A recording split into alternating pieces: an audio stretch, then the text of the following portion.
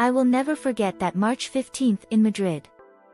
The rain fell incessantly on the cobblestone streets of the Salamanca neighborhood, as if the sky anticipated the storm that was about to be unleashed in my life.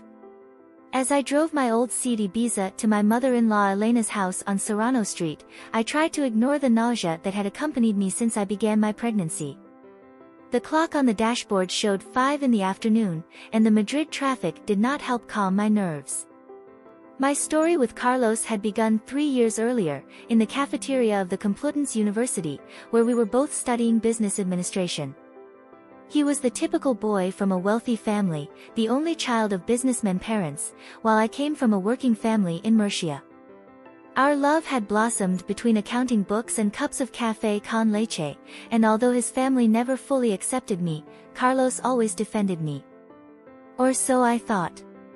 Elena lived in a spectacular penthouse, decorated with that ostentatious taste so characteristic of a certain Madrid social class.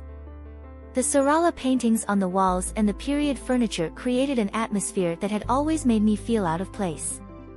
Upon arriving, I noticed something strange. Carlos's Audi was parked next to his father, Antonio's, Mercedes, and his sister Maria's BMW. A full family gathering, unusual for a Tuesday afternoon. I rang the doorbell while I put on my maternity dress, a gift from my mother that I had chosen especially for the occasion.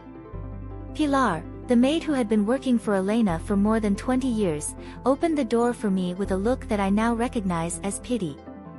The sound of my steps on the parquet echoed in the tense silence that invaded the apartment. In the living room, I found the entire Mendoza family gathered: Elena, impeccably dressed in an Adolfo Dominguez suit, Antonio, with his characteristic frown, Maria, nervously playing with her pearl necklace, and Carlos, sitting in the farthest armchair, avoiding my gaze. On the coffee table rested a brown folder that I would soon discover contained my sentence. "Sit down, Anna," Elena ordered with that authoritative tone she always used with me. I sat in the only empty chair, aware that all eyes were on me, except Carlos's. The baby moved in my belly, as if sensing the tension of the moment. "This can't go on like this," Elena began, her words cutting the air like knives. "We have discovered your lies, your manipulations. Did you think we wouldn't notice?" My confusion must have been evident on my face, because Antonio intervened, his deep voice echoing through the room. "We have evidence that you have been diverting money from joint accounts. What do you have to say in your defense?" My mind was spinning. What were they talking about? The only times he had used the joint accounts had been for household expenses and some purchases for the baby, always with Carlos's knowledge. I tried to explain, but Maria interrupted me with a sarcastic laugh. "Are you also going to deny that you've been consulting with a lawyer to keep half of Carlos' property?" Elena opened the folder and began to take out documents. "Everything is here: bank statements, emails, photographs." The documents they showed were manipulated, I found out later. At that moment, she was too shocked to think clearly. My voice shook as I tried to defend myself. "This is a mistake. Carlos, please tell them the truth. You know that I would never." But Carlos still didn't look at me. He slowly got up and stood next to his mother. "I'm sorry, Anna, but this is over. I have already sold the house and cancelled the joint accounts. My lawyer will contact you about the divorce." The world stopped. Carlos's words, spoken with a coldness that I had never known him before, hit me like a slap. The house we had chosen together, where we had painted the baby's room together just 2 weeks before, was no longer ours. The accounts where we kept our savings, empty. Elena was smiling with satisfaction as she took out more documents from the folder. "Here are the divorce papers. Sign them now and let's end this farce once and for all." I got up with difficulty, my legs shaking.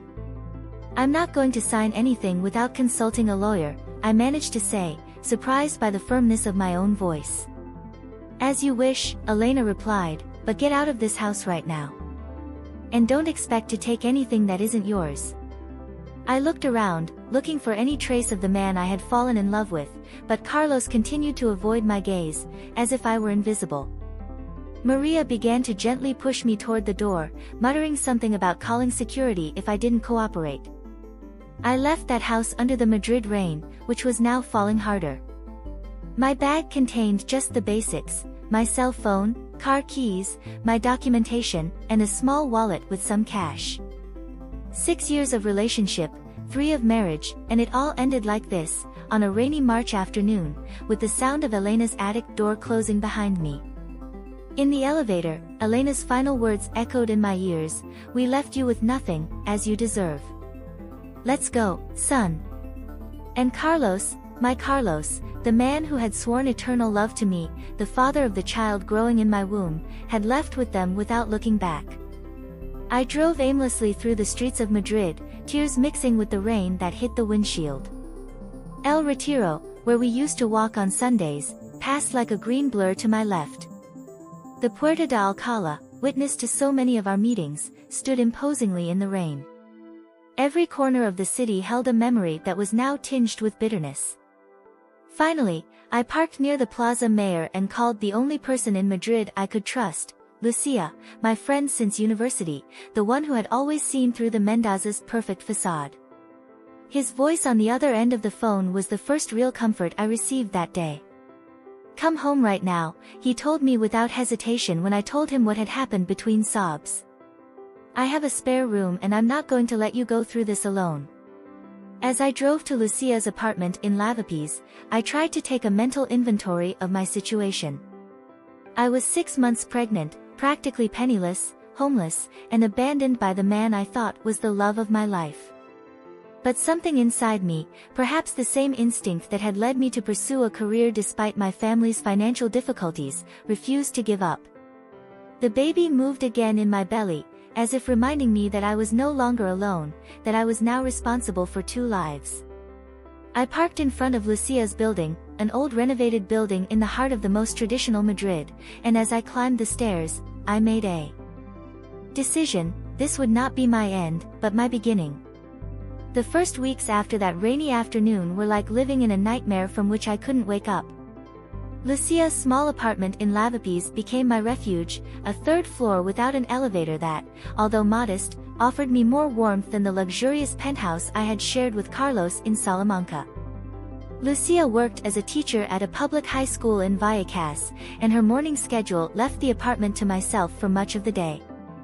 Mornings were spent sending resumes to any company that might need a receptionist, while trying to control the morning sickness that, ironically, had intensified since the abandonment. It was Don Manuel, the neighborhood veterinarian, who gave me my first opportunity. His clinic, a small but cozy location on Mizan de Paredes Street, urgently needed someone to answer the phone and organize appointments. "I don't care that you're pregnant," she told me when I mentioned it during the interview. "What matters is that you are responsible and treat my clients and their pets well." The salary was modest, €900 a month, but at that time any income was a blessing. Additionally, the part-time schedule allowed me to dedicate my afternoons to something I would never have imagined: programming. It all started when I saw an advertisement on the subway about free programming courses at the Lavapiés Public Library. My routine was established quickly.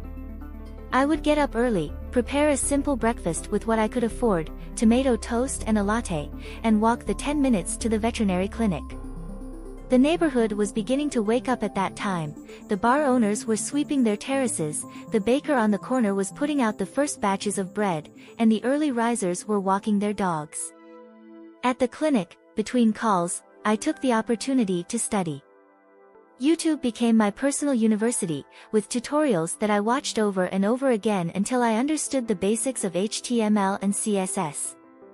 Don Manuel's clients, mostly residents of the neighborhood, became my little family. Mrs. Carmela, who brought her cat Misafew every month for a checkup, always saved me some homemade muffins. Paco, the retiree on the corner, brought me oranges from his town in Valencia, so the baby comes out strong. In the afternoons, after work, I went to the library. The free course turned out to be more complete than I expected, taught by volunteers from a local NGO dedicated to job placement. Among them was Sarah, a senior developer who became my mentor and friend. She was the one who suggested I start small digital craft projects while I was learning. There are many small businesses in the neighborhood that need an internet presence, he explained to me one afternoon while we were having tea on the terrace of La Colonial, a cafe near the library. You can start with simple websites, digital business cards, that kind of thing. My first client was precisely Don Manuel. When I mentioned that I was learning how to create websites, his eyes lit up. Just what I need. My son has been telling me for years that I should have a website for the clinic. He paid me €200 for a simple but functional website, and most importantly, he gave me permission to use it as a reference for future clients. Word of mouth in the neighborhood worked better than I expected. The veterinary clinic's website led to an order from the Moroccan restaurant on the corner, and this in turn connected me with the Lavapes Merchants Association.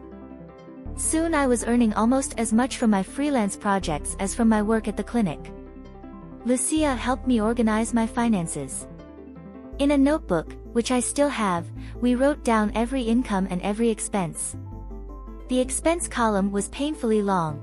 I needed to save for the birth, buy essentials for the baby, and maintain an emergency fund. Every euro mattered.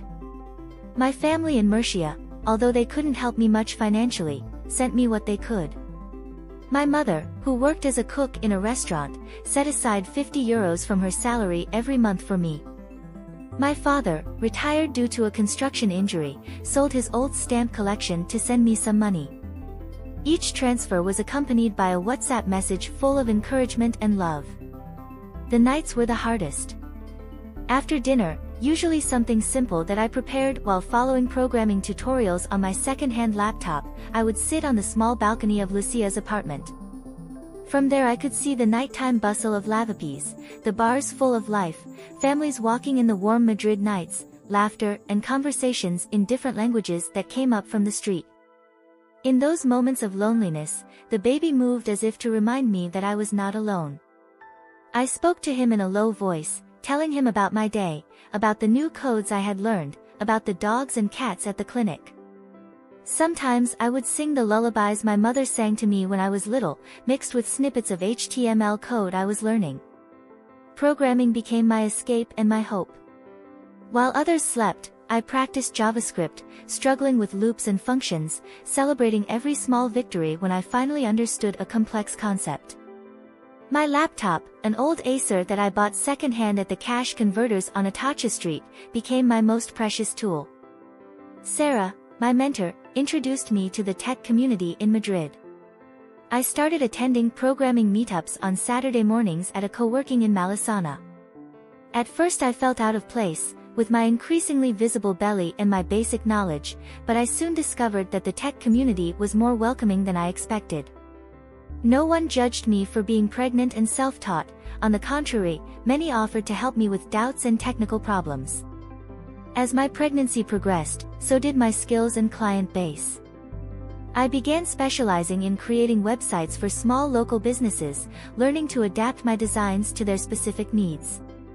The Indian restaurant needed an online reservation system, the spice store wanted a digital catalog, the yoga center was looking for a platform to manage classes.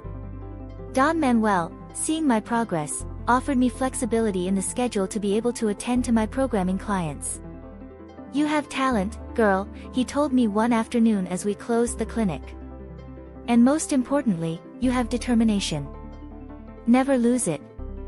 The weekends were dedicated to preparing everything for the baby's arrival. Lucia accompanied me to the second-hand markets in El Rastro, where we got a crib, a changing table and some baby clothes at affordable prices. My room was gradually transformed into a small nest, with the walls decorated with animal posters that the veterinary clients gave me. The library's programming group organized a little surprise party for my baby shower. Sarah and the other women in the group took care of everything. They decorated one of the study rooms with balloons, brought homemade cakes, and gave me a baby programmer kit that included a bodysuit with the message "Future Coder" and a stuffed animal with computer form. Despite the moments of joy, there were dark days. Nights when I woke up crying, remembering the betrayal of Carlos and his family. I wondered how someone could abandon their unborn child like that, how a family could be so cruel. But every morning, I woke up with more determination. Every line of code I wrote, every euro I saved, was one step further from that rainy afternoon in Elena's attic. My ex-mother-in-law tried to contact me once, through her lawyer. They wanted him to sign some documents renouncing any rights to Carlos' properties. I responded to them through Martina, a lawyer I met at programming meetups and who offered to help me pro bono. Her answer was clear: she wouldn't sign anything until after the baby was born, and any agreement would have to include child support. The pregnancy progressed, and with it, my determination. Every kick from the baby was a reminder of what he was fighting for. At the veterinary clinic, clients began to bring me small gifts for the baby: a rattle, a pair of hand-knitted socks, a bib with pictures of puppies. Mrs. Carmela even organized a knitting group among the regular clients to knit a blanket. Afternoons at the library became more challenging as my belly grew.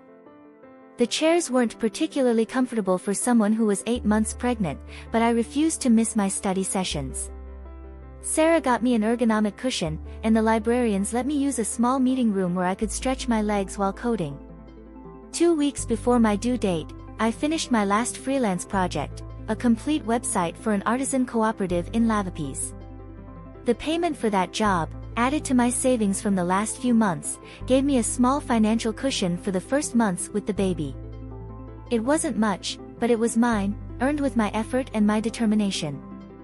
The last night before I started my maternity leave, as I was putting away my laptop and my programming notes, I realized how much I had changed in these months. She was no longer the scared woman who came out of Elena's attic in the rain. She was a survivor, a mother-to-be, a budding programmer. The road had been hard, but each step had made me stronger.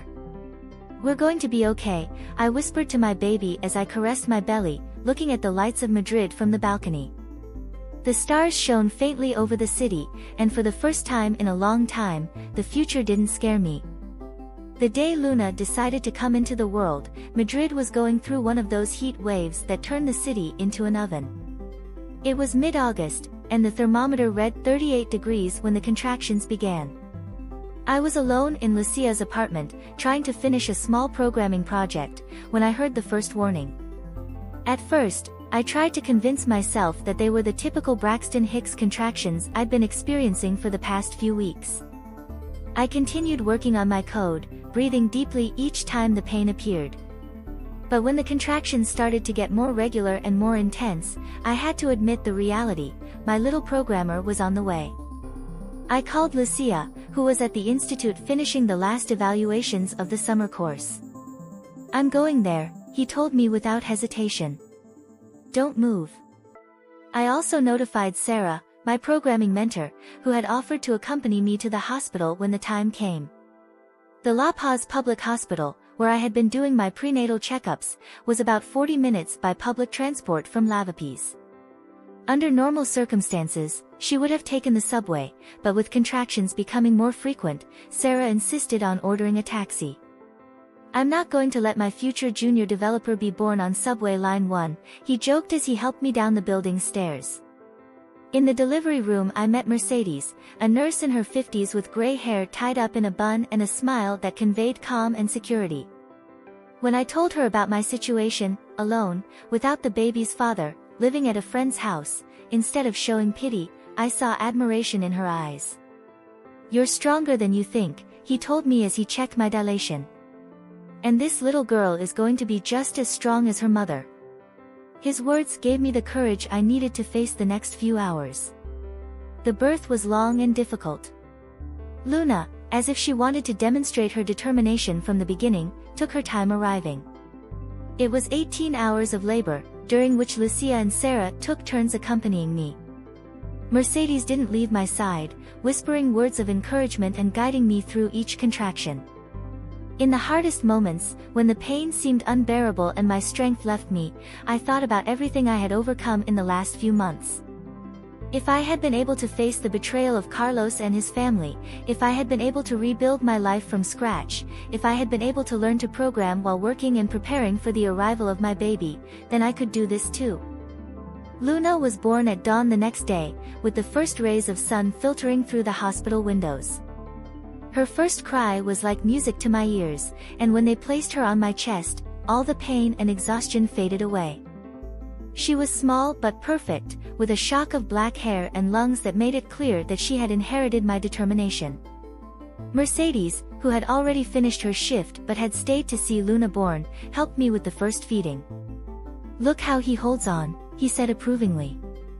"This girl knows what she wants."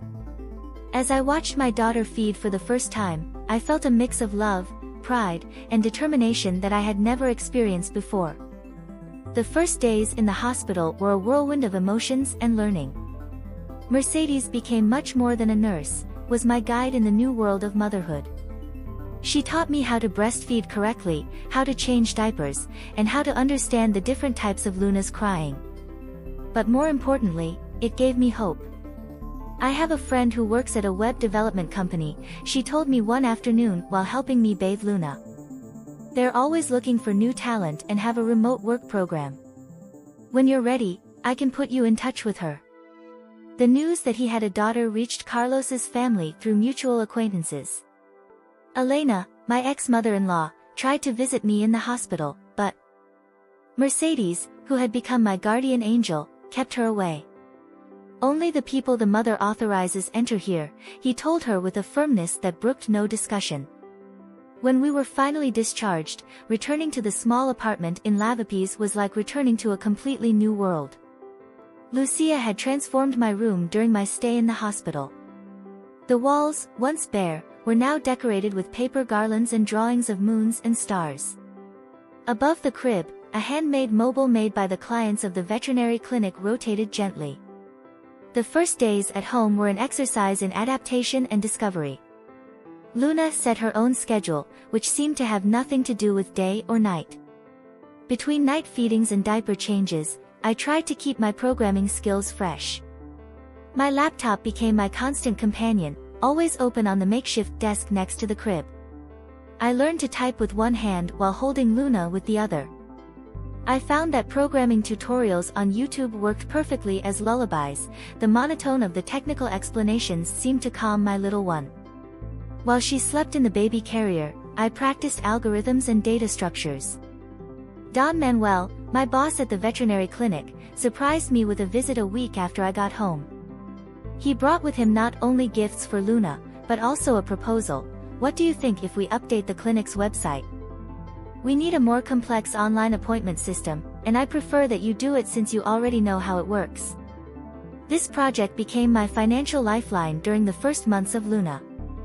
I could work on it during the baby's naps, and it allowed me to keep my programming skills active while generating extra income.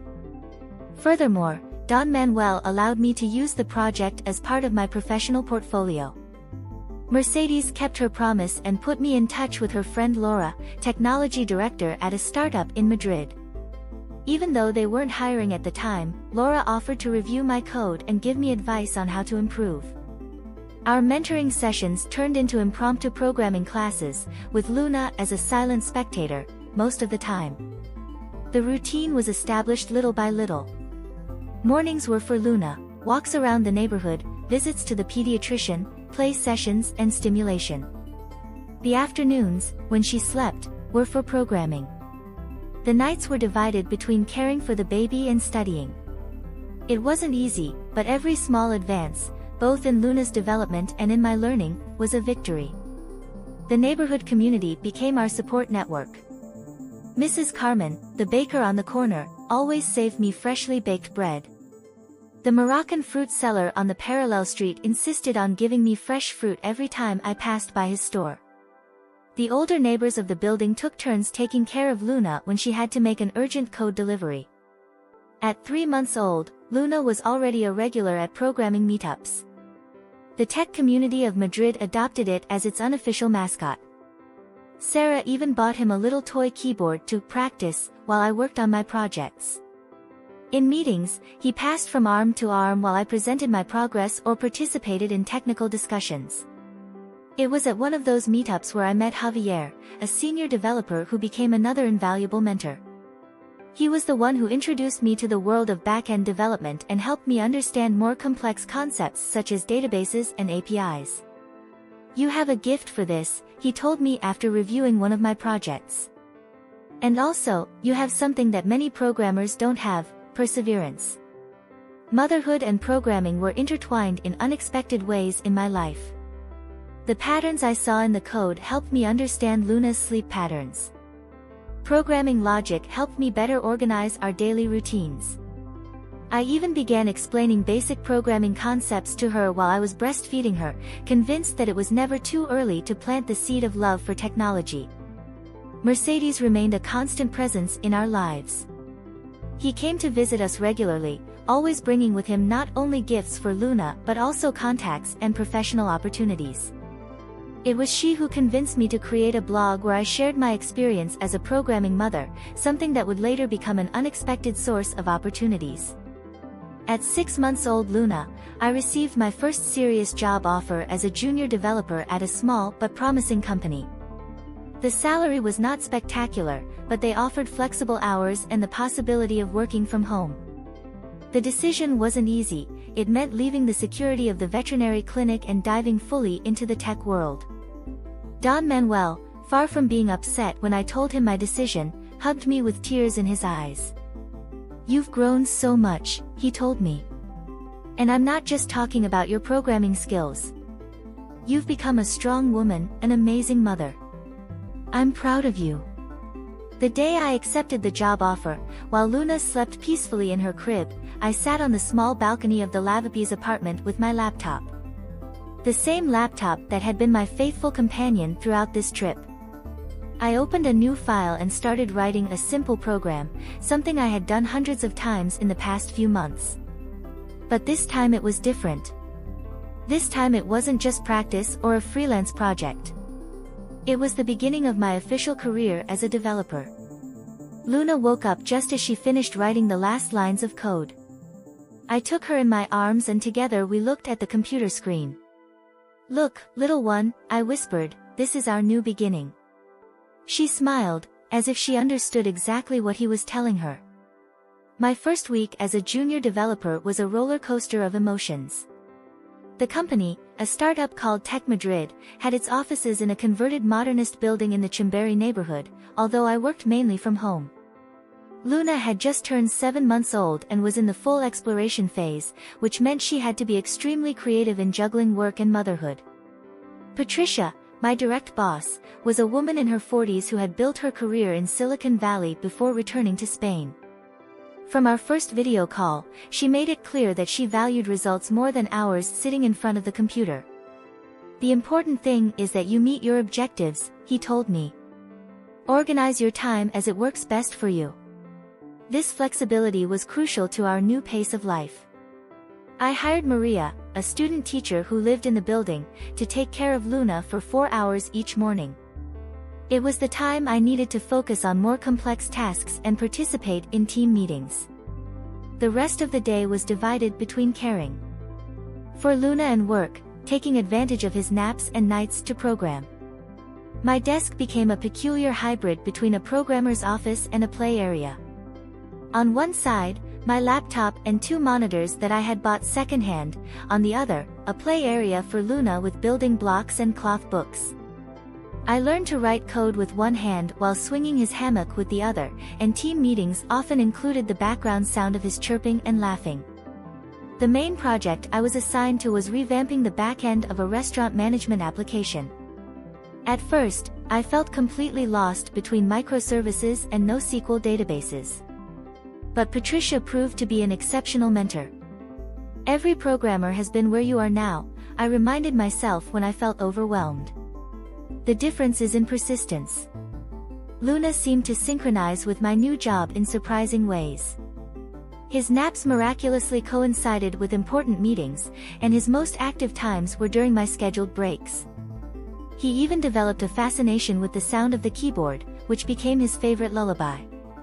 One day, during a video call with the entire team, Luna decided to make a stellar appearance. I was presenting my progress on the project when she crawled over to my chair and started talking to the team. Instead of getting upset, my companions greeted her with laughter and greetings. Since then, it became the unofficial pet of the development team. The real turning point came 3 months after starting in Tech Madrid.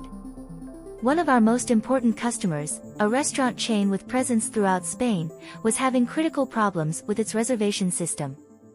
The senior team was busy with another urgent project, and Patricia, in an act of trust that still surprises me today, assigned my homework. "I know you can do it," he told me. "You have something that cannot be taught, intuition to solve problems." In addition, who better than a mother to understand the importance of things working without complications? I spent the next 2 weeks practically living within the code. Maria extended her moon care hours, and Lucia, who was still my greatest support, stayed some nights with the little girl so that I could concentrate. The problem turned out to be a combination of errors in the management of the concurrence and a database design that did not climb properly. The solution that I implemented not only solved the immediate problem, but also significantly improved the general performance of the system.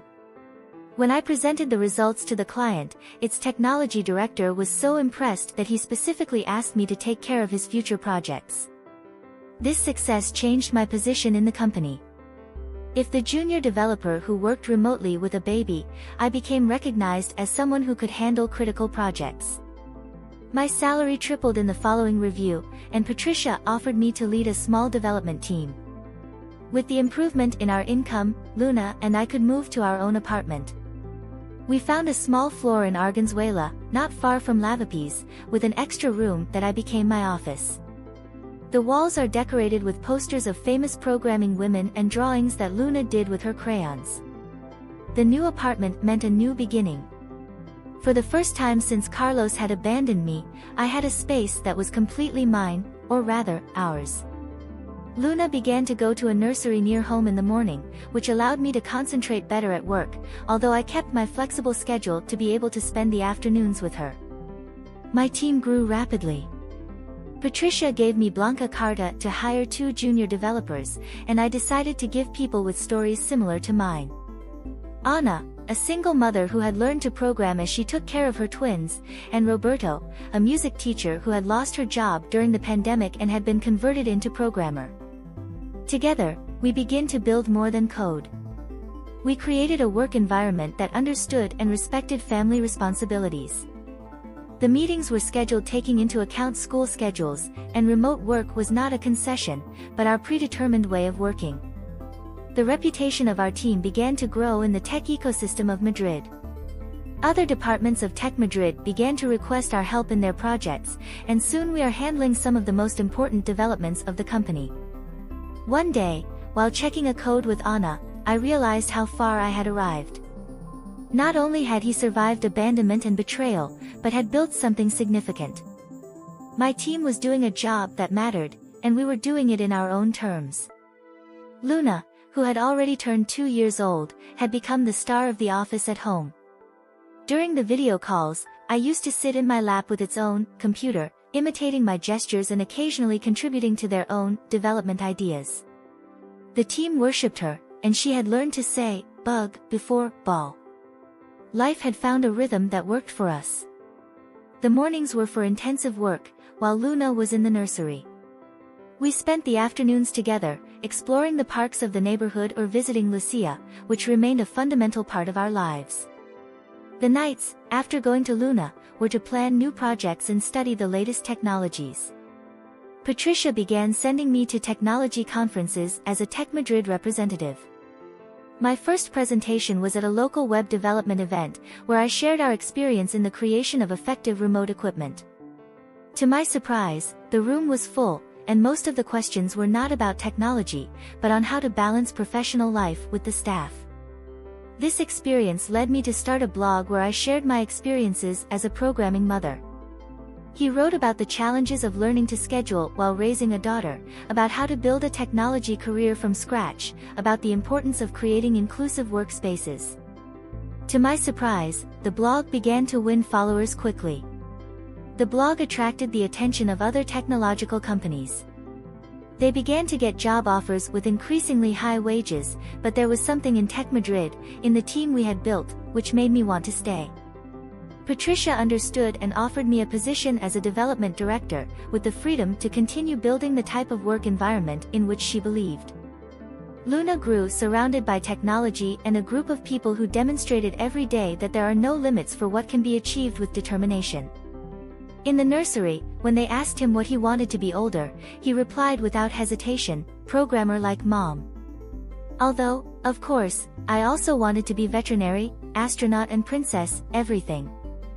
At the same time, our apartment became a meeting point for the team. We organized programming sessions on Saturday mornings, where Luna supervised our work while playing with his construction blocks. These informal meetings strengthened our ties as a team and allowed us to address more ambitious projects. Mercedes, the nurse who had helped me during Luna's childbirth, was still part of our lives. He came to visit us regularly and marveled at how we had grown up. "I knew you were special from the first moment," he told me as he saw Luna play with his educational tablet. Professional success brought new confidence. I no longer felt like the vulnerable woman who had been abandoned on a rainy day. I had become someone stronger, wiser, someone who could help others find their way. The scars were still there, but they didn't hurt, they had become reminders of my strength.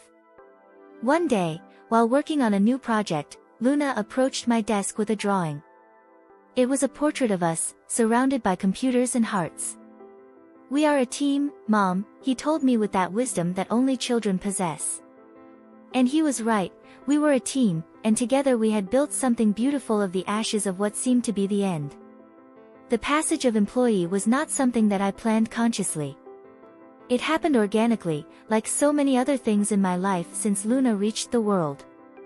It all started during one of our team meetings in Tech Madrid, when Patricia called me to his office for a conversation that would change the course of my career.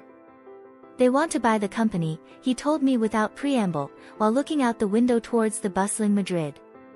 "An American technological giant. The offer is good, very good, but would mean important changes in our way of working." My first thought was for my team. We had built something special in Tech Madrid, a work environment that respected family life, which valued the diversity of experiences, which understood that technical excellence is not at odds with flexibility. The idea of losing that caused me a knot in my stomach. "What are you going to do?"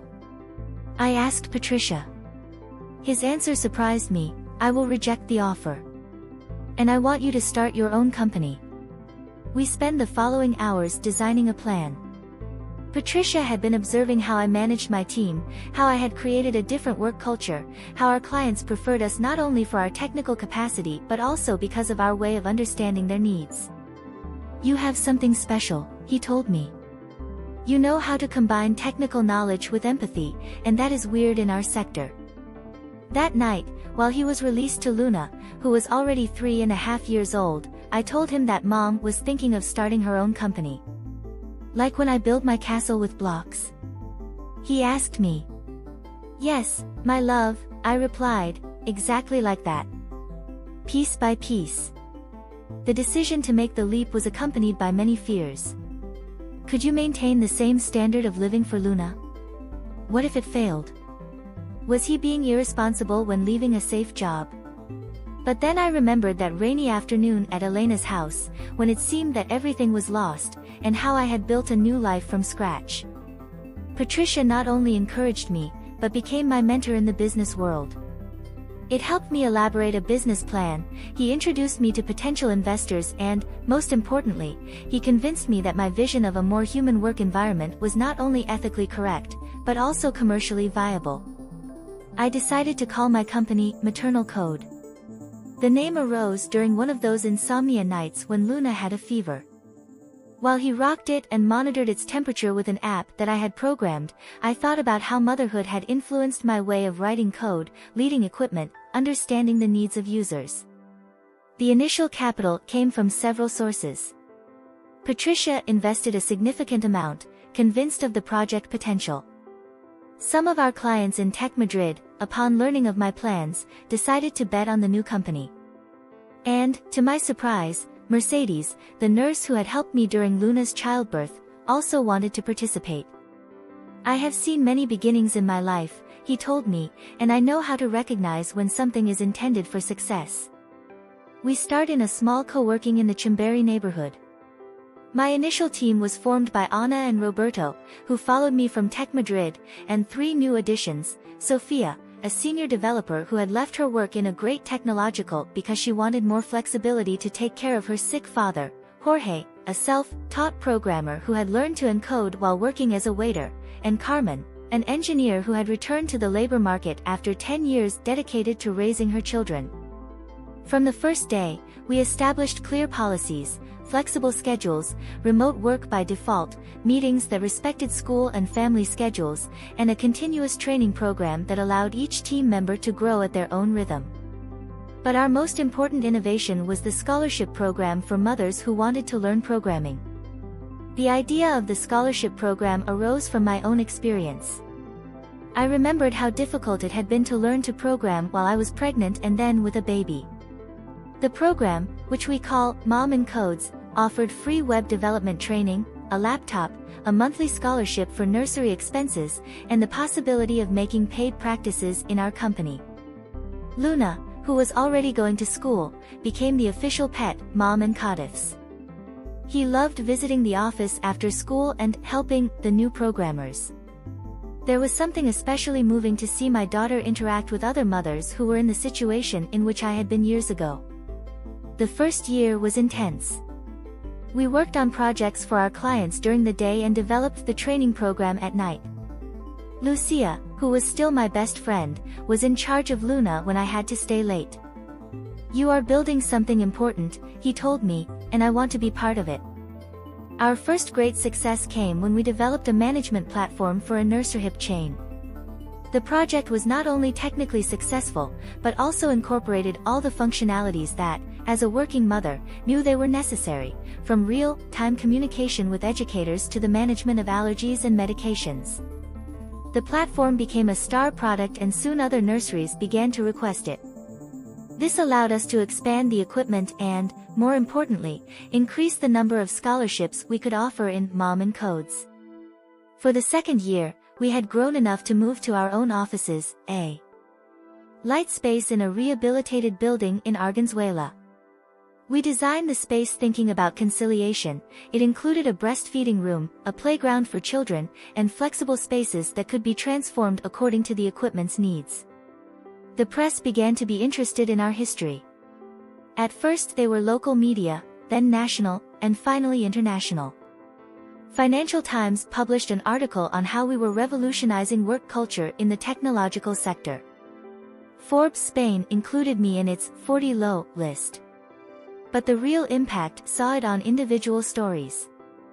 Like Marta, one of our first fellows, who had fled from gender violence with her 2 children and was now a senior developer in our company.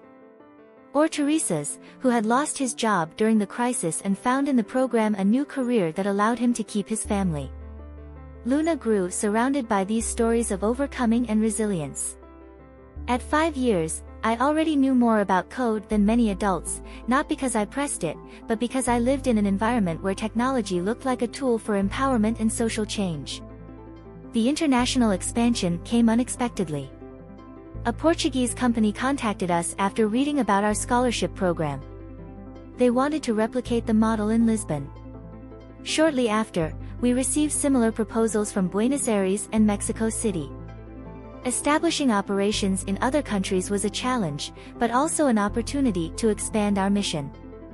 In each new location, we were looking for local partners who shared our vision and values. We didn't want to be just a technology company, we wanted to be a social change catalyst. The Mama Encoded program adapted to the needs and realities of each country. In Argentina, for example, we add a financial education component to help participants navigate economic instability. In Portugal, we collaborate with local nurseries to offer child care during classes. For our 3rd year, we had trained more than 200 women in programming, and more than 70% of them had found work in the technological sector, many in our own company. The impact on their lives and those of their families was tangible and measurable. We buy our first office of our own, a historic building in the center of Madrid that we completely renew. On the ground floor, we install a free co-working space for the participants of the scholarship program. The upper plants housed our development teams and the training center. Luna had her own corner in the office, a space that she had helped to design with a small library of children's programming books and a computer adapted to her age. After school, he came to the office and did his duties surrounded by her programming ants, as she called my team. Business success allowed us to expand our social impact.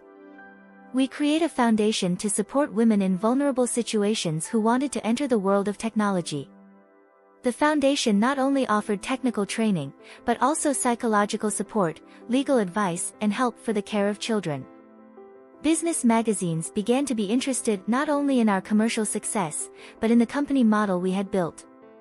We demonstrated that it was possible to be profitable and socially responsible, that diversity and inclusion were not only beautiful words in a corporate presentation, but principles that could boost business growth. One day, while reviewing the requests for the new Fellows promotion, I found a letter that made me cry. She was from a woman who had been in a situation similar to mine years ago, pregnant, abandoned, without resources. His story gave me hope, he wrote. He made me believe that I could also build something better for my son. That night, while I used to Luna, who was already a bright and curious 6-year-old girl, I realized that we had built much more than a company. We had created a movement, a community, a place where the second opportunities were not only possible, but became successful stories. They say that Madrid is a handkerchief, and that saying came true a spring morning in the Commercial Coffee, one of the historical coffees of the city. He had stayed there with a journalist from El País who wanted to write an article about Mom in Codes and its impact on the Spanish technology industry. Luna was at school, and I had decided to arrive early to check some pending emails before the interview. Commercial Coffee had not changed much since my university years. The same Art Deco mirrors on the walls, the same marble tables, the same aroma of fresh coffee and hot chocolate. I sat at a table next to the window, from where I could see the bustle of the Bilbao roundabout. It was then that I saw her. Elena entered the coffee with that elegant study that had always characterized her, although now her black hair showed some gray hair that was not bothered to hide. I was accompanied by a woman who recognized as one of her friends from the tennis club, those who used to look at me over my shoulder when Carlos took me to social events. For a moment, I considered the possibility of hiding behind my laptop, but something had changed in me during these years. She was no longer the scared woman who left her house in the rain. She was a successful businesswoman, a proud mother, a woman who had built something significant from scratch. Elena did not see me immediately. She sat with her friend at a nearby table, asking for her characteristic coffee cut with precise instructions on the temperature and exact amount of milk. It was her friend who recognized me first. I saw her lean on the table and whisper something to Elena's ear, whose eyes opened with surprise when she turned and met my gaze. Mutual recognition floated in the air as an electric current. For years had passed since that afternoon in their attic, but the memories were still fresh. However, they no longer hurt as before.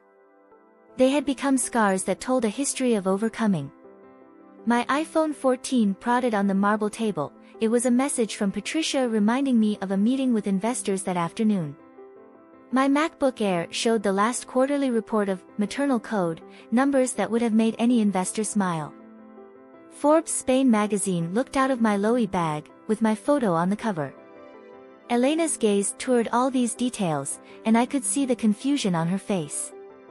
This was not the image I expected to find from the woman she had thrown out of her house with nothing. Her friend, unable to contain her curiosity, muttered high enough for me to listen to it, "How is it possible that you live better than we did, leave her without anything?" Elena removed uncomfortable in her chair, her coffee cup forgotten in front of her. I saw her get her phone. Probably looking for Google my name. I knew what I would find: articles about Maternal Code, interviews about the Mama Codifica program, reports on how we were changing the technology industry. The El País journalist arrived at that time, recognizing me immediately and greeting me with a hot hug. "Ana, I have been reading about your last initiative in Latin America. It's fascinating." His naturally high voice resonated in coffee, attracting more looks towards our table. During the interview, which lasted almost 2 hours, I could feel Elena's eyes on me. The journalist asked me about the beginnings of maternal code, and for the first time in a long time, I could talk about that rainy afternoon without the pain crossed my chest. Sometimes, I told the journalist, while I was aware that Elena listened, I thought everything was lost.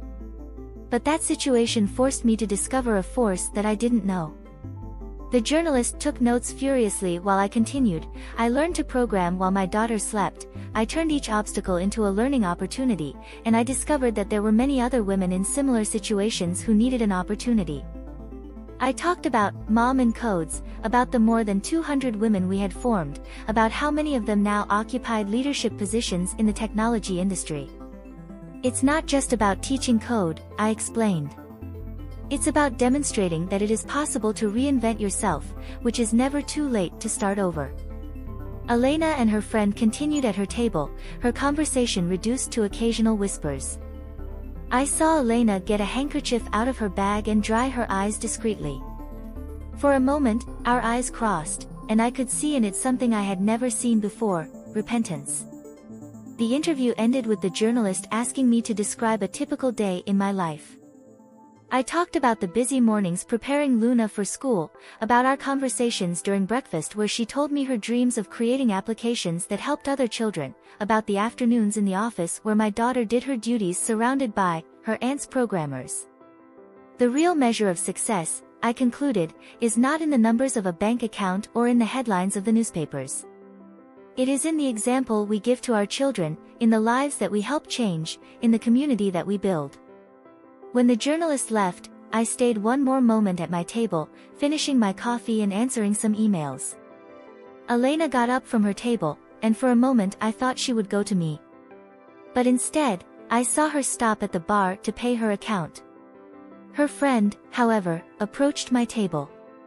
"Anna," he told me, in a voice that tried to hide his discomfort, "I want you to know that many of us never agreed with what they did to you. Elena, she regrets, even if you don't know how to say it." I nodded gently. "The grudge is a weight that I no longer want to load," I replied. "Everything that happened took me where I am now, and I am at peace with that."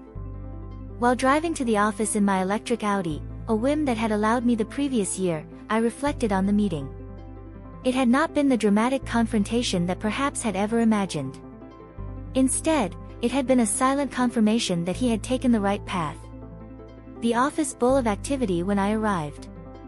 A new group of Mom Codifies was starting their formation, and the air was full of that nervous and excited energy that always accompanied the new beginnings. I saw women of all ages, some with babies in their arms, others with overcoming stories written in their eyes, all of them ready to change their lives. Luna arrived after school, like every day, filling the office with her contagious energy. "Mom, today I programmed my first game in the computer class," he announced excitedly, showing me his tablet. I surrounded her with my arms, inhaling the aroma of children's shampoo of her hair, grateful for every moment we shared. That night, while we prepared dinner together in our kitchen, Luna insisted on helping, although that meant that we would take double. I told him about my encounter with Elena. My daughter, with the wisdom that children sometimes have, looked at me seriously and said, "Do you know, Mom? Sometimes bad people make us stronger." I smiled, remembering every night that had passed in Candle, all the moments of doubt, all the little victories that had brought us here. "You're right, my love," I replied. "But the important thing is not that they make us stronger, but what we do with that strength." Later, after lying to Luna, I sat on the balcony of our apartment with my laptop. The city shone under the night sky of Madrid, and in the distance I could see the building where Elena's attic was. I no longer caused me any negative emotion. It was just one more building on the horizon of a city that had seen me fall and get up.